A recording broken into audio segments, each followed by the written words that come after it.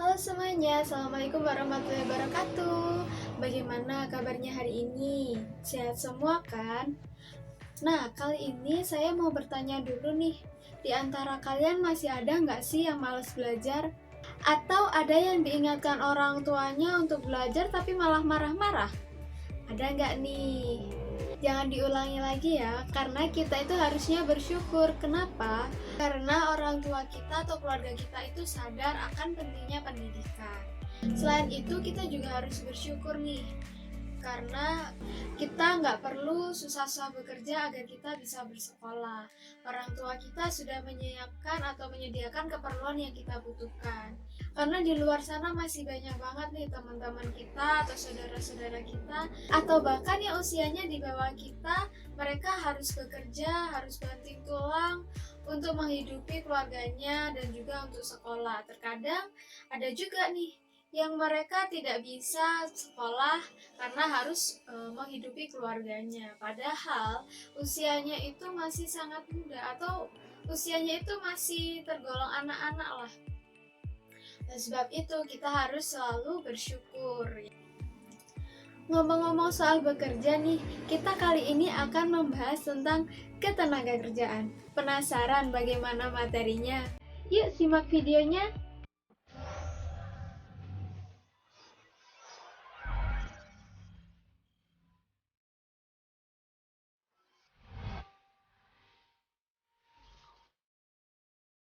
Menurut Undang-Undang Nomor 13 Tahun 2003, ketenagakerjaan itu adalah segala hal yang berhubungan dengan tenaga kerja, baik itu sebelum, selama, dan sesudah masa kerja. Jadi, semua yang berhubungan dengan tenaga kerja itu disebut dengan ketenagakerjaan. Tapi, apa sih itu tenaga kerja? Ada yang tahu nggak sih?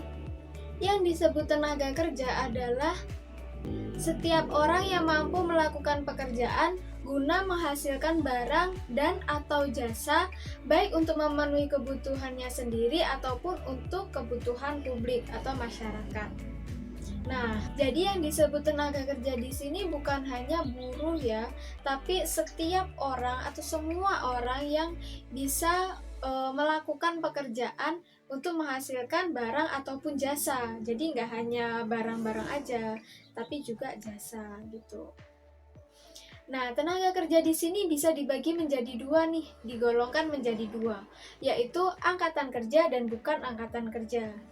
Yang dimaksud dengan angkatan kerja adalah penduduk yang berada pada usia produktif, yaitu usia antara 15 tahun sampai 64 tahun. Baik yang bekerja maupun yang sementara tidak bekerja. Nah, maksudnya yang sementara tidak bekerja di sini adalah mungkin mereka yang sakit sehingga mereka tidak bisa bekerja, atau yang ini atau yang masih merencanakan bisnisnya. Jadi mau buka usaha baru nih, mau bikin bisnis baru sehingga mereka tidak bekerja nih, masih merencanakan bisnisnya. Nah, kalau yang bukan angkatan kerja adalah kebalikannya dari yang angkatan kerja tadi, yaitu penduduk yang berada di usia yang sudah tidak produktif lagi atau belum produktif ya. Penduduk yang berada di usia kurang dari 15 tahun atau lebih dari 64 tahun. Nah, berarti kan mereka tidak dalam usia produktif ya. Dan juga penduduk yang berada di usia produktif namun mereka masih kuliah ataupun sekolah, ataupun mereka yang mengurus rumah tangga atau melakukan kegiatan lainnya selain kegiatan pribadi. Jadi kalau misalnya nih kalian sekarang sudah berusia lebih dari 15 tahun tapi kalian masih sekolah atau kuliah. Nah, itu kalian disebut dengan bukan angkatan kerja karena itu tadi ya, kalian berada di usia produktif namun masih menempuh pendidikan atau masih sekolah atau kuliah. Nah, kalau tadi tenaga kerja itu bisa dibagi menjadi dua kan ya, angkatan kerja dan bukan angkatan kerja. Nah, angkatan kerja ini bisa dibagi lagi menjadi dua, yaitu golongan bekerja dan golongan menganggur. Nah, yang disebut golongan bekerja ini adalah mereka yang sudah bekerja, benar-benar sudah bekerja atau benar-benar sudah diserap oleh permintaan kerja. Nah, sedangkan yang golongan menganggur ini adalah mereka yang ingin bekerja namun belum mendapatkan pekerjaan. Jadi misalnya kayak gini nih, sudah melamar pekerjaan tapi masih menunggu panggilan mungkin untuk interview. Nah, kita kan sudah membahas tentang tenaga kerja ya. Tentunya para tenaga kerja ini membutuhkan lapangan pekerjaan agar tidak menganggur. Nah, kondisi yang menunjukkan tersedianya lapangan pekerjaan bagi orang yang bersedia dan juga sanggup bekerja disebut dengan kesempatan kerja.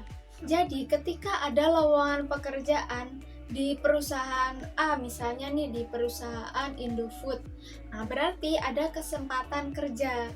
Nah, sekarang kita masuk ke jenis-jenis tenaga kerja.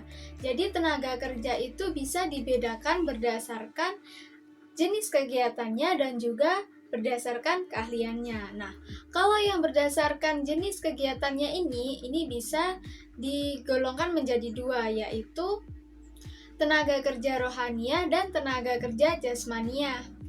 Tenaga kerja rohaniah adalah tenaga kerja yang dalam pekerjaannya mereka lebih menggunakan proses pemikiran atau gagasan-gagasan ataupun ide-ide. Jadi mereka lebih menggunakan otaknya. Nah, contohnya nih seperti direktur, jasa konsultan, ataupun manajer.